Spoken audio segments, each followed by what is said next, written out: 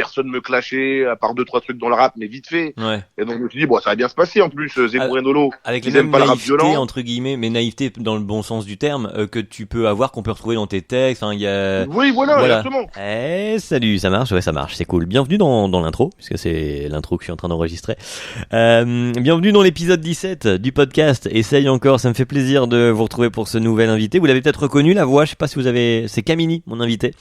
Kamini, Marly Gaumont, voilà, le rappeur noir qui fait des clips de rap avec des vaches en pleine campagne. Eh ouais, forcément ça buzz, et ça, putain, ça remonte à 2006. Ah là là, on est vieux. Ouais, donc 2006. 2006, on découvre Kamini, ex-infirmier. Il est donc rappeur, il est stand-upper, il est scénariste, il est comédien, il est animateur télé, donc il fait plein de choses. Donc ça va être super intéressant.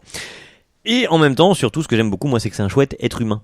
Et du coup, c'est doublement intéressant, voilà, parce qu'ici, je reçois que des gens que j'aime beaucoup. Alors, ça va débuter là dans un instant, je vais vous laisser écouter ça. On a enfin réussi à se caler pour enregistrer, donc ça commence dans quelques secondes. Juste le temps pour moi de vous rappeler que le podcast, il est dispo partout, YouTube, Spotify, Apple Podcast, voilà, c'est dispo partout, Anchor, c'est partout. L'épisode précédent, c'était l'épisode 11. Oui, je sais, je viens de vous dire que l'épisode là maintenant c'était le 17, donc normalement c'était pas le 11 l'épisode précédent. Mais en fait c'est quand même le 11 parce que je fais ce que je veux avec mon podcast, je vous emmerde. L'épisode 11, si vous aviez suivi en fait un peu les numéros des épisodes, il y a l'épisode 10, il y a l'épisode 12 et entre les deux effectivement il manquait le 11. Le 11 avait été mis de côté pour une personne spéciale avec un numéro spécial. Le 11 dans notre histoire avec ma chérie, c'est un chiffre, un nombre même bien particulier. Et donc j'avais gardé l'épisode, on l'avait mis au chaud parce qu'en fait elle était tout à propos dans le podcast. Je voulais la recevoir dedans dans le sens où c'est une jeune humoriste débutante. Donc déjà de base à propos dans le terme dans les termes de plantade, d'échec, etc. Et alors en plus elle deal avec un truc depuis sa naissance, ça s'appelle un handicap invisible. Donc là aussi, voilà, doublement intéressant au niveau du podcast. L'épisode est dispo. Continuez si vous l'avez pas encore écouté, allez écouter, c'est vachement intéressant. Donc voilà, c'est dispo partout. Et j'ai fini de plugger ce que je devais vous plugger. Donc on y va. Épisode 17, ça commence maintenant avec Kamini. Salut Kamini. Salut Joe. Ça va? Ça va et toi? Bon, oui, ça va, je suis content, on y arrive. On s'est couru un peu après pour ce podcast. C'est vrai, nos plannings respectifs nous ont fait défaut. Ouais. On a mis du temps à caler la podcast, mais là, je suis prêt et je suis vraiment content de la faire. Bon, moi aussi, je suis bien content de t'avoir dans Essaye encore. Le principe est simple. J'ai une seule question de préparer. Après, je rebondis à ce que tu vas me dire. Ok. La question est qui es-tu? Est-ce qu'on a encore besoin de présenter Kamini? Mais la question est qui es-tu? Comme ça, c'est toi qui te présentes et des fois, ça donne des choses intéressantes. C'est vrai. Qui suis-je? Eh bien, je m'appelle. Bonjour tout le monde. Eh bien, je m'appelle Kamini, ancien infirmier reconverti en artiste. J'ai débuté ma carrière en 2006 avec le premier buzz en France, si je puis dire, Marly Gaumont, un clip de rap rural, donc un clip de rap avec des tracteurs, des personnes âgées et des vaches. Autant vous dire que dans le rap, c'est pas tous les jours qu'il y a des clips comme ça. Oui. Et donc et c'est comme ça que je me suis fait connaître du grand public. Et depuis 15 ans, je vis de mon art à travers des films comme Bienvenue à Marly Gaumont, le film dont je suis scénariste, à travers des émissions de télé comme Les Gens des Hauts, une émission de télé que j'anime sur France 3, à travers mes one-man shows que je joue dans toute la France, la Suisse et la Belgique. Le Luxembourg aussi, on joue en one-man show, et des concerts, et des albums, et de la musique sur YouTube. Sois honnête, que tu jouais, parce que là... Oui, voilà, que je jouais, voilà, parce que là, effectivement, avec ce qu'on appelle le Coco Mambo, ouais, il faut lui donner un peu de joie de vivre au Covid. Tout le monde Covid-19, la Covid, le Covid, Coco Mambo, voilà, avec Coco Mambo, il y a plus de show. Mais bon, on s'adapte. Ben oui, voilà, exact, on s'adapte. On attend, et de toute façon, il y a pas, voilà. Justement, on fait des podcasts, ça, on peut le faire comme on veut, on le fait à distance, la preuve, ça fonctionne. Écoute, c'est parfait. C'est peut-être la présentation la plus complète qu'on m'ait faite depuis le début du podcast. C'est normal, j'avais tout écrit, tout ouais, ouais, d'accord. Une feuille devant moi, là. Non, c'est pas vrai. Et du coup, ça me fait, à chaque fois, t'as détaillé. Alors, moi, je fais ça. Il y a du cinéma, il y a de la télé, il y a du one man. Donc, en gros, si je résume, touche à tout, quoi. Ah, c'est ça. Moi, j'ai toujours été un passionné du milieu artistique. Ça va même jusqu'au dessin, en passant par le chant lyrique. Ah oui? Le chant lyrique et le solfège que je suis en train de commencer à apprendre là. Et donc, moi, j'ai toujours été un touche-à-tout. Je viens de décrocher mon premier rôle là avec mon agent. J'ai eu un agent. J'ai signé avec un agent de cinéma en tant que comédien juste avant le confinement. Mm-hmm. J'ai eu mon premier casting il y a peu. et j'étais pris direct. Et là, j'en ai encore 2 à passer en tant que comédien. Donc voilà, moi je touche à tout, télé, radio, cinéma. On n'est pas à l'abri. Peut-être un jour que je ferai de la radio à tes côtés, Geoffrey. Ah ben Là, alors là, écoute, on ne quand sait tu pas, veux. tu vois. Et moi, je pars du principe qu'on n'a qu'une vie. Il faut se laisser porter par ce qu'on aime Ouais. et aller y aller à fond pour pas avoir de regrets, quoi. Parce que la vie est tellement surprenante, tellement voilà, c'est tout est possible, hein, le pire comme le meilleur. Donc il faut faire ce qu'on aime vraiment. Ça, c'est ton état d'esprit post-Covid, parce qu'on a remis les choses un peu au premier plan, justement, de genre bah putain oui, la vie peut changer du tout au tout en un claquement de doigts. Ou c'était déjà ton état d'esprit depuis tout le temps? Ah non, moi ça a toujours été mon état d'esprit depuis tout le temps. Le Covid, c'est quelque chose qui est surprenant dans le sens où on s'attend pas à un tel fléau et un tel changement au niveau de la vie de tous les jours. Dans tout ça, dans ce espèce de gloubi-glou, je sais jamais le dire ce machin là, gloubi-glouba, enfin bon bref. Normalement c'est gloubi glouba. Ah bon, d'accord. Je sais parce qu'une fois je l'ai mis au Scrabble et c'est passé. Non, je sais pas. Ouais, c'est passé, mais bon. Donc dans tout ça, dans cet amas-là, toi, tu profites finalement de la vie. Est-ce que parce que l'idée du podcast, c'est vraiment de parler des bides, des échecs, des moments on s'est pris un mur et puis on ramasse un peu les bouts de briques, on en fait autre chose. Est-ce que du coup, Au niveau des filles, c'est 144 râteaux. Si on compte depuis le collège jusqu'aujourd'hui. Quand même, hein, l'air de rien, Beaucoup, il chôme pas. Hein. Et donc du coup, dans cet état d'esprit de on profite, est-ce qu'il y a des moments, est-ce que tu vis des trucs comme des échecs, ou est-ce que finalement rien ne peut t'atteindre et puis bon bah quand c'est raté, c'est juste pas la bonne fois, puis on recommence quoi.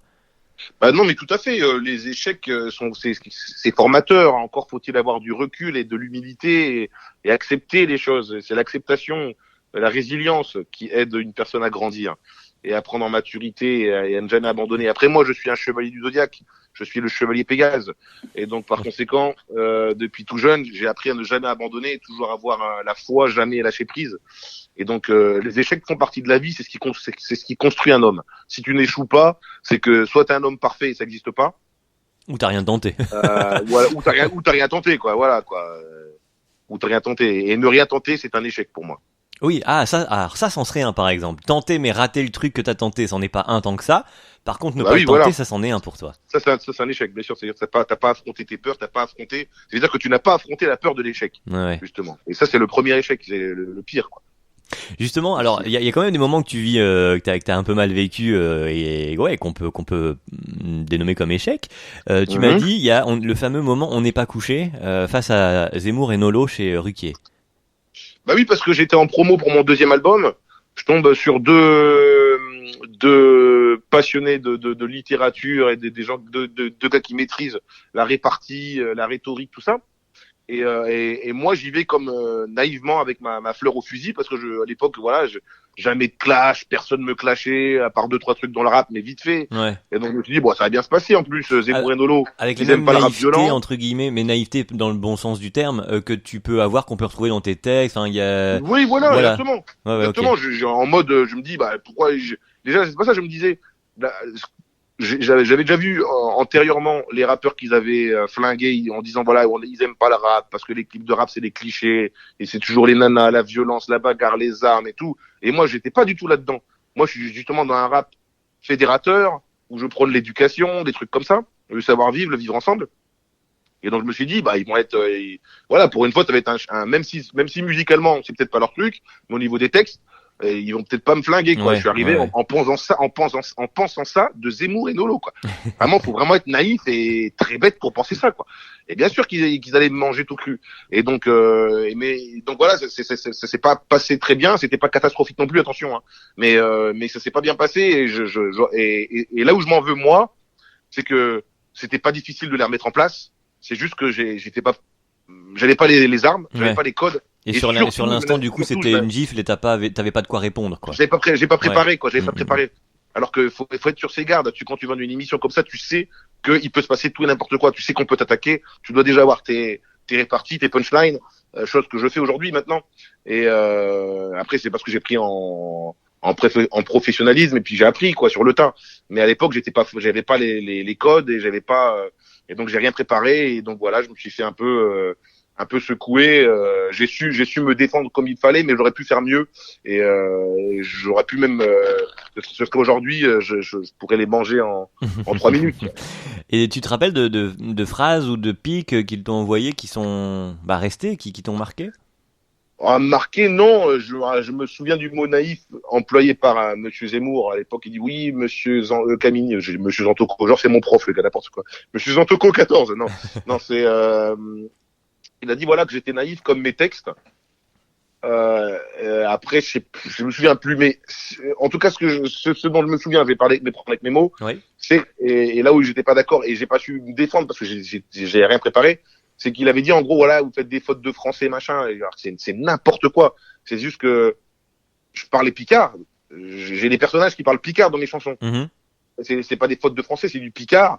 Ou alors parfois c'est des fautes de français volontaires. Bah oui. Tu crées un personnage au même titre que Coluche parle mal des fois dans ses sketchs. Et ben c'est complètement ridicule de dire ce qu'il avait dit. Après il y a une phrase de Nolo qui m'avait marqué. Il a dit voilà en mode il a dit oui vous aimez l'humour mais vous l'humour c'est pas pour vous, un truc comme ça. En gros la phrase qu'il disait ça voulait dire que si lui ne rit pas, oui, les gens ne doivent pas rire, tu vois. Ouais, il était la caution la caution rire. Donc du coup les gars c'était le voilà en gros à l'issue de cet entretien tu pouvais dire que si tu voulais te lancer dans le rap ou faire de l'humour il fallait te demander d'abord l'avis à Nolo et Zemmour. En gros c'était un peu ça le délire, tu vois, les gars ils savaient tout.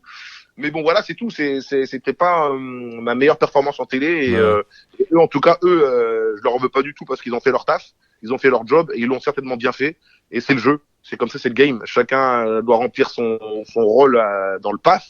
Et c'était à moi d'être bon, c'était à moi de préparer le bazar. Hein. C'était pas eux de me dire, Cam, on va te dézinguer, prépare quelque chose pour demain. C'est marrant ça que tu leur en veux pas. Effectivement, on aurait tendance à quand même garder un petit peu, tu vois, de rancœur ou de choses comme ça. Mais donc non, même pas. Non. C'est bien. Non, aucun intérêt. Non, c'est aucun intérêt. Les mecs, ils font leur taf. Hein. Ils sont pas venus chez moi sonner à la porte. Oui, on a des trucs à te dire, tu vois. Oui, non, mais c'est vrai. Tu vois ce que je veux dire? Faut être lucide. En fait, c'est ça qui est marrant, c'est que le monde d'aujourd'hui, les gens, c'est ça, ils perdent la lucidité, quoi. Ils sont plus lucides, les gens. Ils surréagissent, ils pètent un cap sur Twitter, ils ont pas de recul. Tout le monde est accusé de tout et n'importe quoi, c'est nimp. Mais à force de faire ça, on va dans le mur. Hein. Donc là, pour l'instant, la nature elle a mis le Covid, mais si on continue les conneries, ça va être autre chose. Amusez-vous bien, les êtres humains, faites-vous plaisir. D'accord. Ok, non mais on va pas faire flipper les gens non plus. si, flipper, non, non, mais de toute façon, dans le pire des cas, tu couperas. Donc... Ah non, mais je ne coupe rien. Rien. Ah okay, non, je ne coupe rien. Donc okay. C'est comme ça ici. Du coup, quand tu le vis ce moment-là face à Eric Nolo et Zemmour, c'est les deux, Eric, oui, voilà, c'est ça, je cherchais les prénoms. Ouais. Eric Zemmour aussi. Et donc quand tu le vis, donc sur l'instant, c'est genre quoi, les mains moites, tu sais pas comment te mettre, tu bafoues. Ouais, je sais.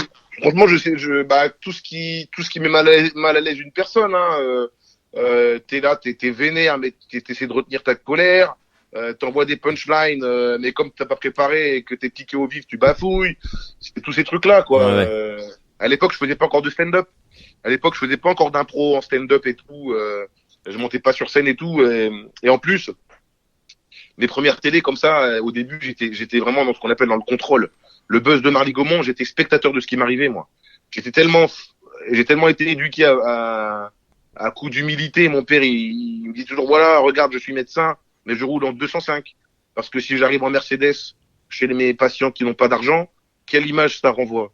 C'est pas des trucs qui aident des patients pour sortir. J'ai été éduqué comme ça, moi. L'humilité. Et donc, ce qui fait que mon buzz, au final, j'étais spectateur de ce qui m'arrivait. J'étais toujours en mode, il faut que les gens voient que t'es humble. Il faut que les gens voient que t'es humble. Et donc, j'étais un peu en train de me regarder, en train de vivre ce qui m'arrivait. Et par conséquent, t'es pas concentré, t'es pas toi-même sur les plateaux. Et donc c'était un peu compliqué. Donc à l'époque, ouais, j'étais pas. Et donc t'as appris de ça du coup maintenant. J'ai appris, voilà, ce sont des choses qui m'ont formé. Et moi, je me suis dit après cet entretien-là avec chez Ruquier là, je me suis dit voilà, plus jamais je me ferai avoir comme ça. Maintenant, je prépare mes émissions. Mais pas nécessairement tes discours, par exemple. pas nécessairement mes discours. Voilà, des fois j'ai des discours. Mais alors attention, parfois j'ai des discours pessimistes, mais toujours avec le sourire justement, parce que c'est ça la vie. La vie, c'est comme ça. C'est un truc qui est triste, mais il y a des moments de bonheur et faut accepter faut accepter la vie telle qu'elle est. Par exemple, un moment de bonheur, genre une victoire de la musique?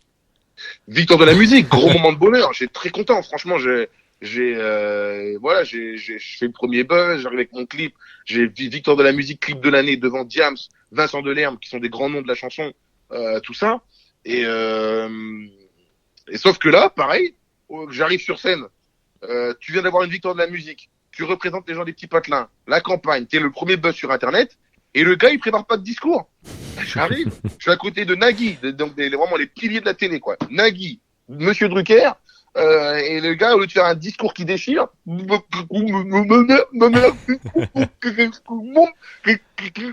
beaucoup. Voilà, et hop, le gars s'en va. Normalement, surtout à l'époque, tu remets dans le contexte, Camini, il a sa victoire de la musique, je devais faire un discours, j'aurais dû faire le discours de la chanson All Vrai France. Voilà, c'est ça que j'aurais dû faire. J'aurais dû dédicacer ça à tous ceux qui viennent des patelins en mode lourd, tu vois. Ouais. Et comme ça, après le lendemain, c'est repris dans la presse et tout, quoi. Mais à l'époque, je maîtrisais pas l'art de tout ça. J'étais novice, c'est normal. J'ai pas de regrets. Ce sont des choses qui m'ont permis de comprendre le mécanisme des médias et des choses à faire et des choses à ne pas faire. Et pourquoi t'avais pas préparé en amont? Tu n'imaginais pas gagner? Bah, je pense que j'imaginais pas gagner. Alors que mon manager de l'époque, lui qui faisait énormément de conneries d'ailleurs, même lui, il m'avait dit prépare un truc. Et j'ai pas préparé. Et du coup, voilà. T'as dit non, ça va porter la poisse. C'était de l'arrogance aussi. Il y avait de l'arrogance. Parce que je me souviens que j'ai dit à Martin, t'inquiète, je vais monter sur scène, je vais faire des vannes et tout. Ouais, tu vas faire des vannes, rien du tout. T'arrives sur scène, t'as en face de toi, dans le public, t'as Patrick Bruel, t'as tous les gars que t'as regardé toute ta jeunesse, qui sont tous là.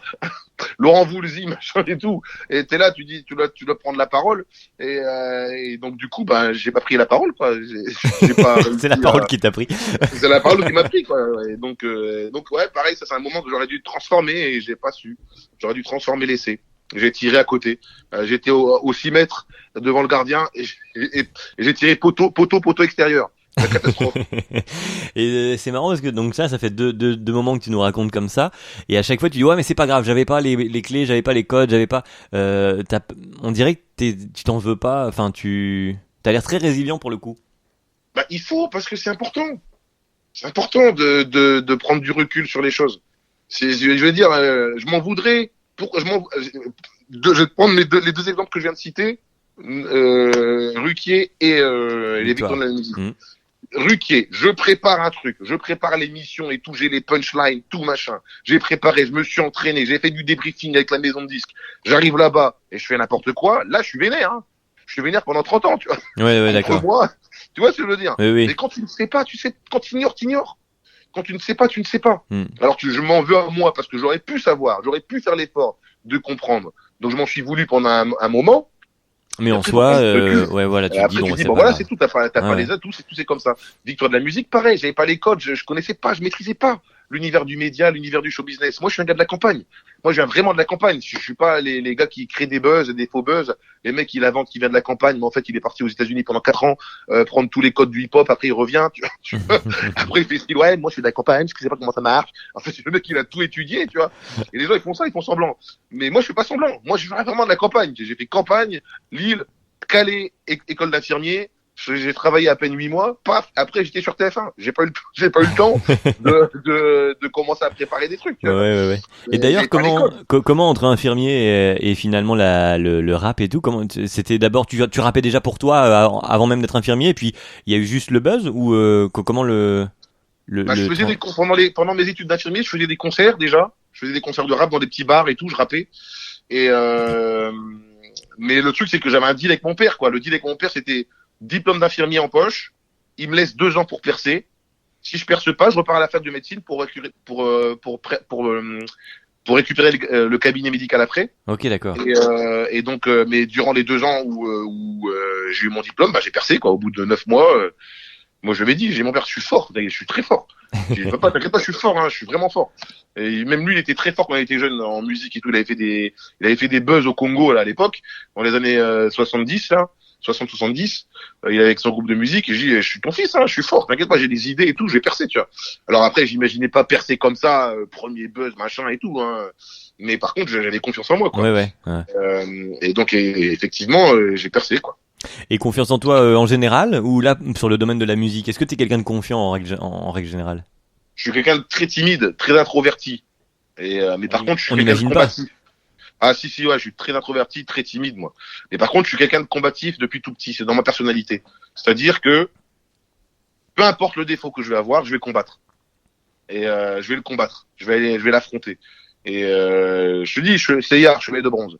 Et donc du coup, ma timidité et mon côté introverti, j'ai décidé d'affronter, quoi. J'ai dit, sinon, si je reste introverti et timide, qu'est-ce qui se passe? Bah, tu vas rien faire. Tu vas pas aller vers les gens. Tu peux pas draguer les filles. Tu peux rien faire. Et donc, il faut aller au devant de soi-même et prendre le taureau par les cornes. Et c'est ce que j'ai fait. Alors après, la vie que j'ai menée, en étant le seul noir dans une école primaire, en étant le seul noir au collège, en étant le seul noir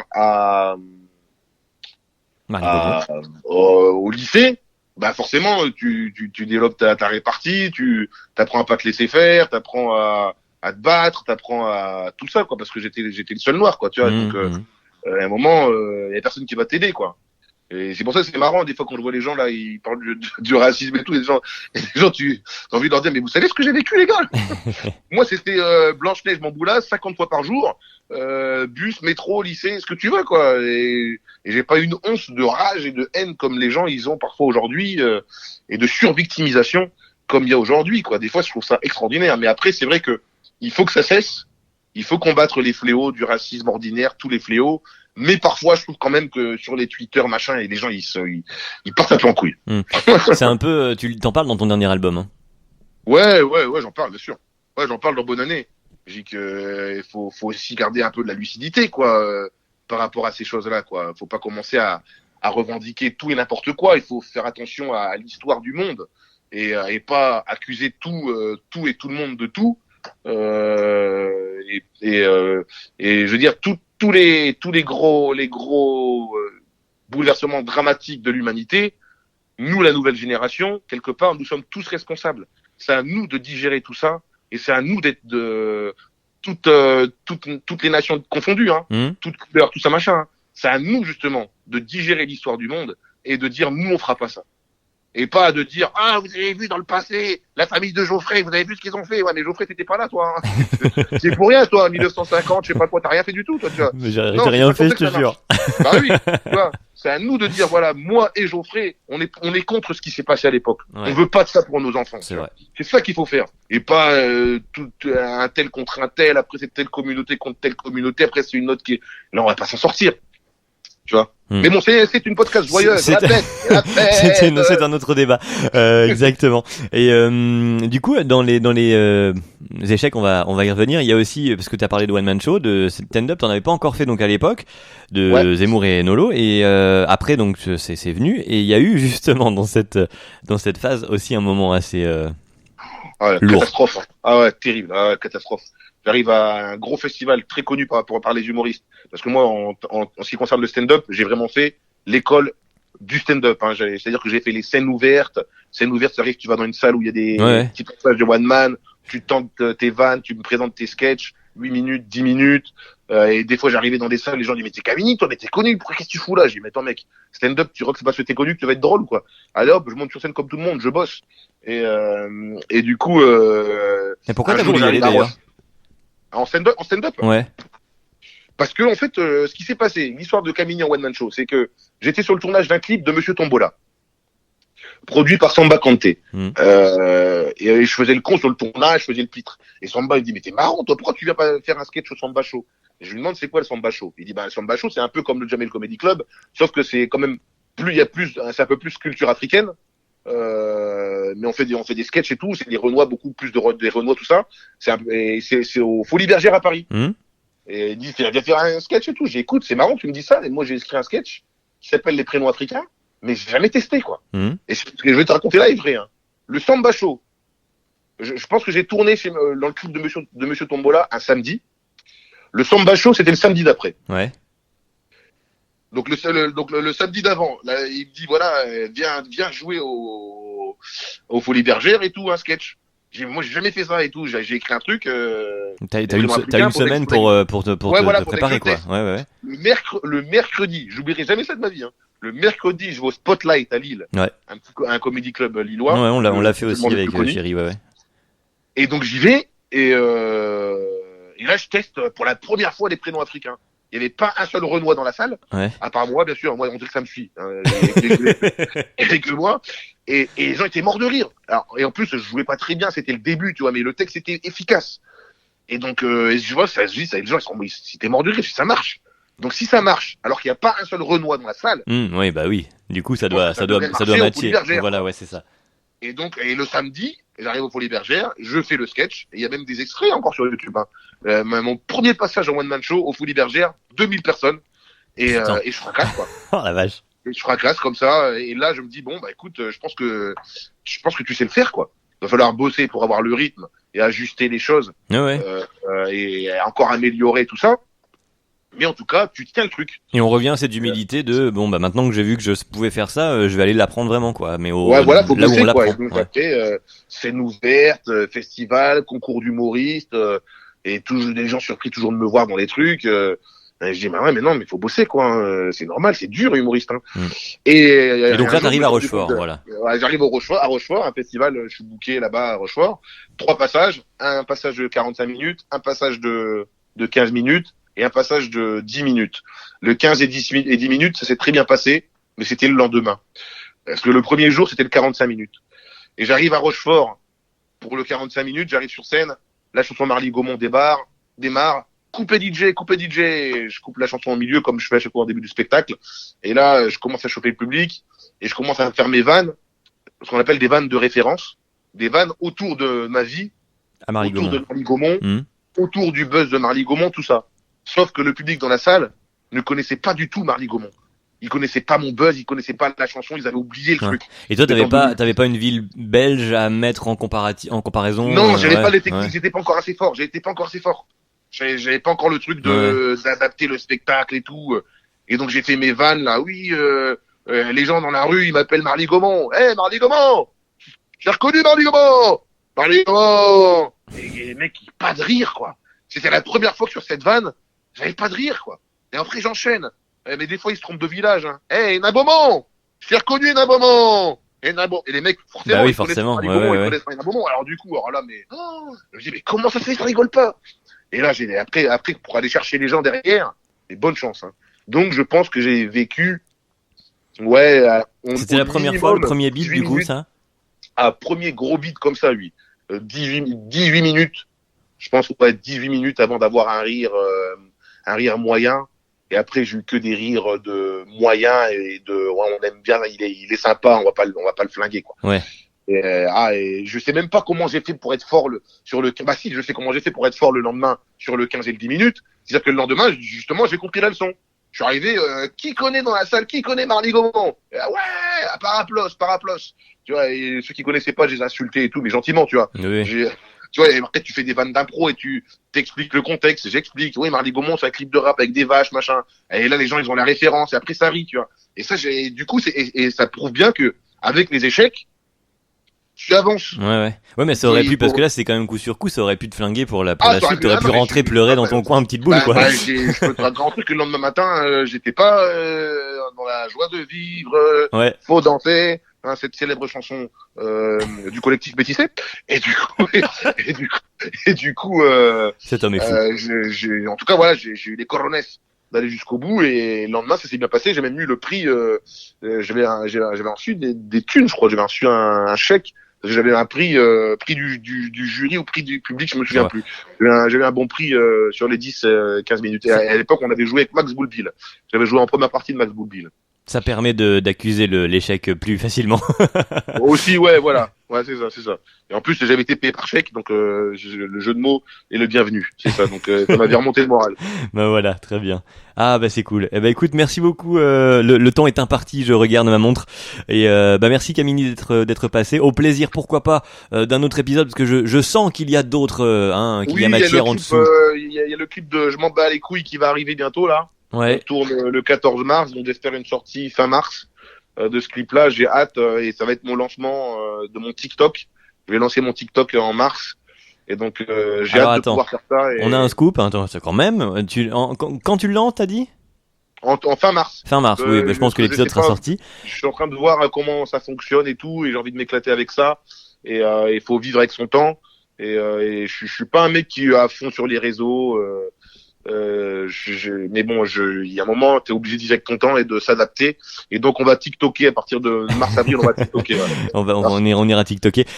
Question, tu vas faire du TikTok. Attention, le bon TikTok, genre. Pas les danses où t'es face cam où je comprends pas pourquoi les gens font de la danse. Il y aura de la danse, mais ce sera mes chorégraphies à moi. Bon, d'accord. Pas de danse. Et ce sera aussi des vannes. Parce que ouais là c'est ça, ça va être une sorte de Vine mais d'aujourd'hui. Ouais, je vais faire des vannes. Oui, je vais faire des vannes, des sketchs, enfin des mini sketchs, des séquences drôles. Comme je fais un peu déjà sur Instagram et Facebook, sauf que je serai à mon avis beaucoup plus assidu sur TikTok, et TikTok ça va beaucoup plus vite, les partages, les vues, les trucs. Et donc c'est pour les artistes c'est intéressant, c'est un outil quand même intéressant quoi. Et mais en tout cas voilà, j'espère que quand je vais me lancer sur TikTok, ils vont pas déjà sortir un nouveau truc qui va s'appeler Flokekex. Et les gens vont commencer à me dire tu commences mais non, c'est Flokekex. Mais c'est parce que c'est trop tard, tu viens de le dire, tu viens de balancer Flokekex. Maintenant c'est foutu, des gens vont le faire. Bon bah écoute, je t'ajoute sur Flokekex Kamini, on se dit à très vite. Merci Joe. Merci à toi. À bientôt mon frère, salut man. Salut.